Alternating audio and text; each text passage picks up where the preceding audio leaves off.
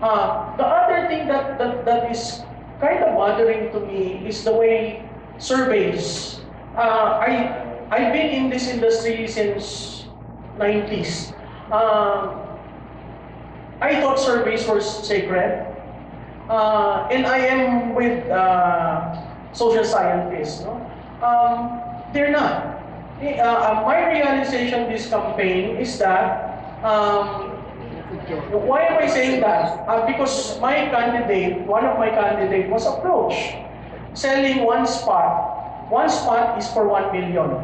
So we went through the process of, ano bang gagawin yan? Sige nga, pag-usapan natin. And the reason why I'm sharing this is because a lot of Filipinos look at surveys as ito na. And if you look at historical results, hindi ho yung totoo. Merong ibang nanggagaling yung outliers na nanalo. Okay? So kailangan ang pagtingin mo sa kandidato hindi base sa survey. Again, just to share, one spot is, di ba, siyempre tayo mga estudyante, ano ang tutunan natin sa research methods? Di ba random? Okay? So random, binola. Okay? Binola sa probinsya. Okay? Tapos doon sa probinsya may spot. Okay? Yung spot, doon kukunin yung mga tatanungin face to face. Ilan pa sa inyong natanong na? Ako sa tagal ko dito sa industriyang ito, never pa ako natanong kahit pamilya ko, kahit relatives ko. Pero, mga kaibigan ko yung mga nandyan sa dalawang commercial survey firms. I'm not saying na there's something wrong with the way they do it. It's just that we were approached. And the reality was, one spot was for 1 million. And ang gagawin, we will have to campaign. Sabi ko, ba't pa kami mga kampanya? Binili na namin, pilapan nyo na lang yung questionnaire. We were testing, okay? Ang sabi niya, hindi ma'am, kailangan ko pang kampanya. Anong kampanya? Ikot ka. Sabi ka ng posters, magrekurita ka, in effect, top of mind ka. Okay? So akala ko, unique lang kami. In this election, I learned, in a very, very hard way, that there were several friends of mine, politicians, who actually engaged. So sabi ko, sobre yung propaganda nyo, sarili nyo. Kasi if you cannot sustain that peak, you will jump down. And you can see, if you do a time series of either, you will see the ups and downs. And it cannot be explained. Sometimes we rationalize na, dahil yan sa ads. Dahil yan sa PR. Dahil yan sa... And yet, tinuruan tayo sa research methods na, di ba, dapat neutral. Dapat random. Yun yung value dun eh. So sa akin, ang masakit na dalaw sa akin this election today is that there are candidates who invest in surveys. It is a cheaper way than running the whole gamut of the 90-day campaign period. Why? Because our elections are so donor-driven. Gusto mong patayin yung isang kandidato na matino? Number 20, number 23, lagay mo doon. Matutuyo yung funds.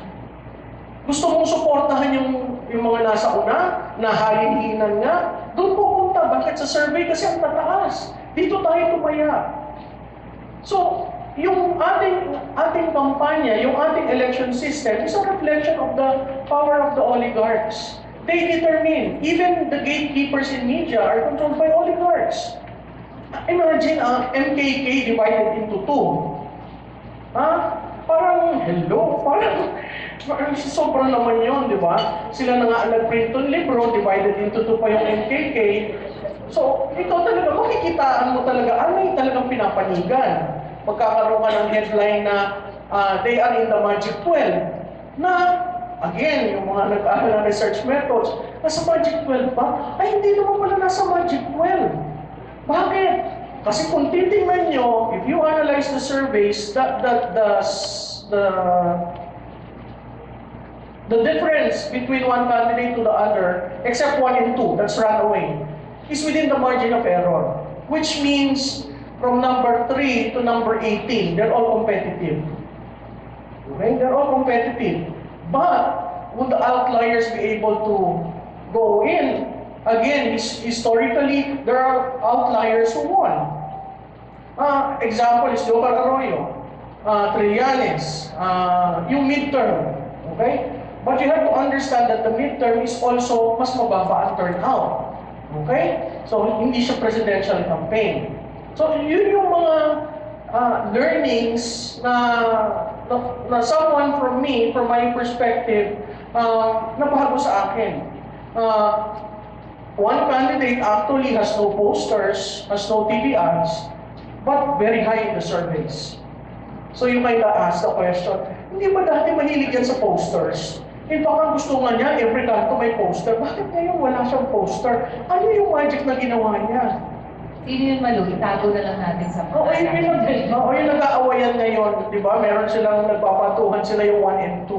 Nagpapatuhan sila. So, yung mga matagal na nandun sa industriya, mag-iisip ka tuloy, hindi naman siya ganyan tumakbo noon eh. Bakit ngayon ganyan? So again, go back to history. We have all the data on the surveys, we have all the data on the exit polls, we even have the data on the way they place media placement, their ads. Then you can analyze, yun yung challenge ko sa mga social science students. I am a political science graduate. Tingnan nyo, butik-tikin nyo, tingnan nyo yung history. Tingnan nyo every election cycle. Kasi may makikita kayong, may nangyaring kaiba dito. Okay? Una lang narinig yan ng mga Enero this year. May nag-text sa akin sa isang supporter na kandidato. Nagsasabi na meron kami mga nai-infiltrate na lugar. At nagsabi, meron mga nagbibenta ng spot. Una, bagamat posible yun kasi maraming operation eh. Marami magpapanggap na ako'y taga-Transasia at maaari namin yung influensya ng resulta. Una-una, sa 1,800 respondents, there are 360 respondents. In each spot, there are only 5 respondents. The text that I received said that for each spot, one selling was selling it at 1 million. That's 360 million. Sa mga kasama natin na may political management experience, would you advise your candidate to spend that much just for a single spot? Or just for the 360 spots? The other thing is that even if that happens, and I think we cannot prevent that from happening because people can misrepresent themselves. And we even got this exact details as to where that person was selling and to whom he was allegedly selling. To 2 candidates for the senatorial position. It's impossible to even know what the spots are. Because there are only 4 of us who know. Myself and another person from the office. I think everyone will know her. And 2 people also from our data collection partner. The interviewers don't know which spot they will go to until the day itself, the morning itself. There are many protections along that process. It's hard also to manipulate the data because there are various needs, soft copies, printed copies, the questionnaires themselves, and we all go through that. Because this is not the only thing that we do in Pulse or at SWS. We do not simply do political surveys. We'd rather not go down simply because there are malevolent individuals out to destroy our reputation. Otherwise, I think we're vulnerable, most especially during elections, but I don't think we will submit. I've had indecent proposals, I can tell you. Indecent in the sense that the amounts were really indecent. I thought I would not even amount to that much. They said I'd be given a bound envelope from a coffee shop, but that's a lot of money that I have to return. And I think that's something that we have to really consider in our field, because it's not so much earning money. Like Val said, very much whether we can sell our souls. And we know who we are dealing with. These people don't even have souls. That's my response to whether surveys can be manipulated. It can be manipulated. We might try to manipulate it, but I think there are safeguards in our processes that allow us to at least protect ourselves. Not completely, but significantly.